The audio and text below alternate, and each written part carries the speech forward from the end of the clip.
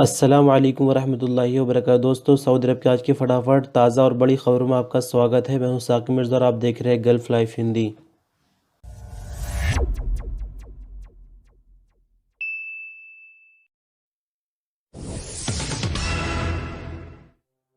Saudi अरब के supreme court ने इतवार की शाम यानी 11 अप्रैल को रमज़ान का चांद देखने की अपील की है। अदालत की तरफ से जारी बयान में कहा गया है कि जो भी रमज़ान का चांद देखे अपनी गवाही रिकॉर्ड करवा सकता है। आजिल अखबार के मुताबिक जुमे को सुप्रीम कोर्ट की तरफ से जारी बयान में कहा गया है कि उम्मुल कुरा कैलेंडर के मुताबिक शाबान का चांद 29 रजब को दिखाई नहीं दिया था, जिसकी वजह सऊदी भर में मौसम में धुंध बताई गई थी।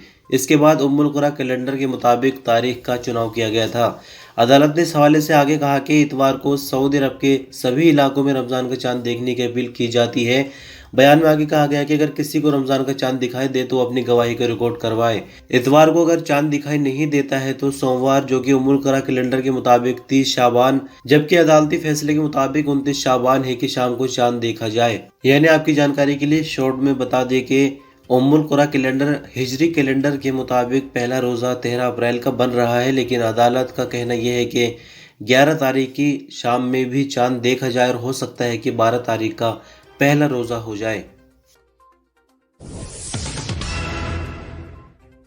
सऊदी अरब की मिनिस्ट्री ऑफ कॉमर्स ने रमज़ान मुबारक के दौरान डिस्काउंटेड ऑफर या प्रमोशनल ऑफर पर सामान बेचने वाले सभी मॉल्स और दुकानों वालों को सेल परमिट जारी करने शुरू कर दिए हैं। परमिट 14 अप्रैल तक जारी कराए जा सकते हैं। सबा अखबार के मुताबिक मिनिस्ट्री ऑफ कॉमर्स का कहना है कि सभी कारोबारियों को हिदायत की जाती है कि जो भी रमज़ान मुबारक के दौरान प्रमोशन देने की ख्वाहिश रखते हो मिनिस्ट्री की वेबसाइट पर कॉन्टेक्ट करके परमिट ले सकते हैं। अरब रीजन की मौसम विभाग की कमेटी ने उम्मीद जाहिर की है कि सऊदी अरब में रमज़ान मुबारक के पहले हफ्ते से बारिश का सिलसिला शुरू हो सकता है, जिससे मौसम में काफ़ी बदलाव हो जाएगा, यानी मौसम खुशनुमा हो जाएगा। सबा अखबार ने तक्स अल अरब की वेबसाइट के हवाले से बताया है कि रमज़ान मुबारक के पहले हफ्ते से सऊदी अरब के कई इलाकों में बारिश का सिलसिला शुरू होने की उम्मीद है। उम्मीद के मुताबिक जो बारिश होंगी वो सऊदी अरब के दक्षिण और पश्चिमी इलाकों के अलावा जाजान, असीर, बाहा, ताइफ, मक्का मुकर्रमा रीजन और रियाज के कुछ इलाकों में होंगी, जबकि हाइल और कसीम रीजनों में रमज़ान के पहले हफ्ते के आखिर तक मौसम ठीक हो जाएगा। सऊदी अरब की मिनिस्ट्री ऑफ इस्लामिक अफेयर का कहना है कि जुमे के रोज़ सऊदी अरब के 4 शहरों में 7 मस्जिदों में कोरोना के केस सामने आने पर उन्हें टेम्परेरी बंद कर दिया गया। अखबार 24 के मुताबिक मिनिस्ट्री ऑफ इस्लामिक अफेयर की तरफ से जारी बयान में कहा गया है कि रियाज रीजन में 3, नॉर्दर्न बॉर्डर रीजन के इलाके में 2, असीर और अलबाहा रीजन में एक मस्जिद में कोरोना केसों की पुष्टि होने के बाद उन्हें सैनिटाइजिंग के लिए टेम्परेरी बंद कर दिया गया है। मिनिस्ट्री का आगे कहने के अब तक कोरोना वायरस की वजह से 526 मस्जिदों को बंद करके उनकी पूरी तरह से सैनिटाइजिंग की गई है, जिसके बाद 502 मस्जिदों को दोबारा खोल दिया गया है। यानी सऊदी भर में फिलहाल सिर्फ 24 मस्जिदें बाकी हैं जिनमें साफ सफाई और सैनिटाइजिंग का काम चल रहा है, जिनको जल्द ही खोल दिया जाएगा। सऊदी अरब के मौसम विभाग का कहना है कि शनिवार 10 अप्रैल को सऊदी अरब के कई इलाकों में गरज चमक के साथ बारिश होने की उम्मीद है, जबकि कुछ इलाकों में टेम्परेचर भी बढ़ जाएगा। अखबार 24 के मुताबिक नेशनल सेंटर का कहना है कि 3 इलाकों रियाज, कसीम और ईस्टर्न रीजन में तेज रेतीली हवाएं चलेंगी, जिससे विजिबिलिटी कम हो जाएगी, जबकि इन तीनों इलाकों में टेम्परेचर भी बढ़ेगा। नेशनल सेंटर का कहना है कि तबूक, अल-जौफ और नॉर्दर्न बॉर्डर रीजन में तेज रेतीली हवाएं चलेंगी, जबकि इन इलाकों में टेम्परेचर कम रहेगा, जबकि हाइल, मदीना मुनव्वरा और मक्का मुकर्रमा के इलाके भी तेज़ रेतीली हवाओं की लपेट में होंगे।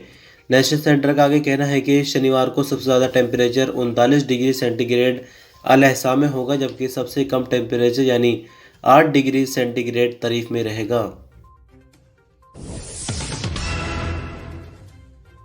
सऊदी अरब में बीते 24 घंटों के दौरान 904 कोरोना के नए मरीज रिकॉर्ड पर आए हैं, जबकि 540 नई रिकवरी रिकॉर्ड पर आई है। 9 नई मौत होने के बाद कुल मरने वालों की तादाद बढ़कर 6,737 हो गई है। फिलहाल सऊदी अरब में एक्टिव केसों की तादाद 7,823 है, जिनमें से 898 क्रिटिकल केस है, जो कि हालत नाजुक होने की वजह से आईसीयू में है इलाज के लिए। 904 नए केस रिकॉर्ड पर आने के बाद कुल केसों की तादाद बढ़कर 3,96,758 हो गई है, जबकि 540 नई रिकवरी रिकॉर्ड पर आने के बाद कुल रिकवरी 3,82,198 हो गई है। सऊदी अरब की general organisation for social insurance ने 50 साल से ज्यादा उम्र के वर्कर्स के लिए नए सैलरी प्लान का ऐलान कर दिया है। अल इक्तिसादी अखबार के मुताबिक पिछले साल नवंबर में सैलरी बढ़ाने का ऐलान किया गया था। कारोबारियों और कंपनियों के मालिकों से कहा गया था कि वो सऊदी वर्कर्स जिनकी उम्र 50 साल या उससे ज्यादा है उनकी सैलरी बढ़ाई जानी चाहिए। उनकी मंथली सैलरी कम से कम 4,000 रियाल की जाए। इससे पहले उनकी सैलरी कम से कम 3,000 रियाल हुआ करती थी। Saudi minister of human resources Ahmed Al Rajhi ने पिछले साल नवंबर में सभी सऊदी वर्कर्स की सैलरी बढ़ाने का ऐलान किया था और कहा था कि ये फैसला 5 महीने के बाद अमल में आएगा। 4,000 रियाल से कम सैलरी पाने वाले सऊदी वर्कर्स को सऊदी नेशनलाइजेशन प्रोग्राम के तहत आधा वर्कर माना जाएगा। यानी जो कंपनी की कलर कोडिंग है, जो नेताकाज सिस्टम है, उसके अंदर अगर किसी सऊदी वर्कर को सैलरी गवर्नमेंट के हिसाब से नहीं मिलती है तो आधा वर्कर गिना जाएगा। तबूक रीजन की एक मस्जिद में मौज़िन और नमाजी को कत्ल कर दिया गया। पुलिस ने भागे हुए मुलजिम को गिरफ्तार कर लिया है। अखबार 24 के मुताबिक तबूक के अलबवादी मोहल्ले में एक मस्जिद के मौज़िन और एक दूसरे बंदे के बीच जुमा की सुबह झगड़ा हुआ था। सूत्रों के मुताबिक पता चला है कि झगड़ा इस बात पर हुआ कि फजर की अजान कौन देगा। पहला आपस में नोकझोंक हुई और बात हाथापाई तक पहुंच गई। बताया गया है कि लोकल सऊदी ने मौज़िन और मस्जिद में मौजूद एक नमाजी पर तेज धारदार हथियार से कई हमले किए। दोनों की मौके पर ही मौत हो गई।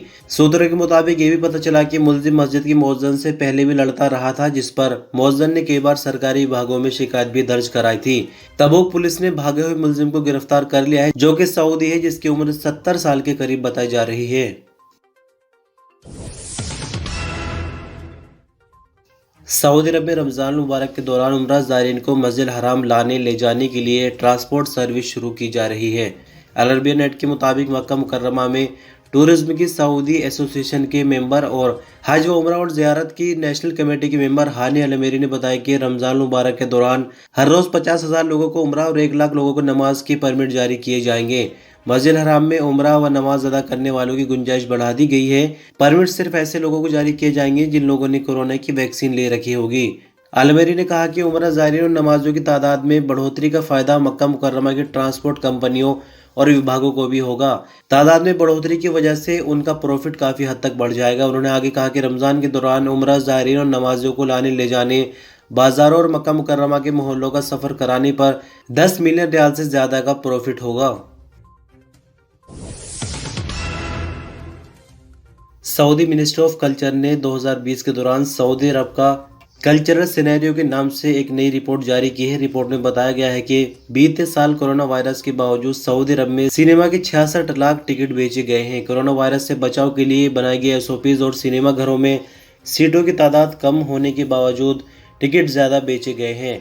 2019 के दौरान की अगर बात करें तो 40 लाख टिकट के लगभग बेचे गए थे, लेकिन साल 2020 के दौरान सऊदी भर में ये नया रिकॉर्ड बना है। मिनिस्ट्री ऑफ कल्चर की रिपोर्ट में कहा गया है कि 2020 के दौरान रियाद, जद्दा और दम्माम में सिनेमा घरों की तादाद में बढ़ोतरी हुई है और दूसरे शहरों में भी नए सिनेमा घर खोले गए हैं। 2019 में सिनेमा घरों की तादाद सऊदी भर में 12 थी, जो कि 2020 में बढ़कर 33 हो गई है।